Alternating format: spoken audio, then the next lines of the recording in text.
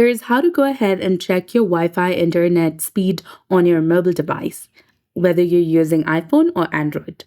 So checking your speed is useful to see if you're getting the speeds you're paying for from your internet provider.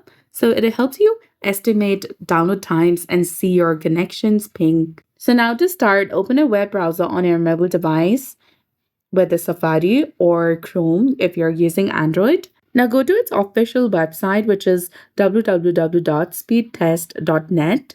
You can use the app, but for this guide, we'll be using the website. Now you may need to give the site permission to access your location. Then select Go, and the test will calculate your download speed. And once it's finished, it will show you your download speed in Mbps. So that's it. I hope you found this video helpful. If you did, please like, share, and subscribe. Thanks for watching. We'll see you again in the next one.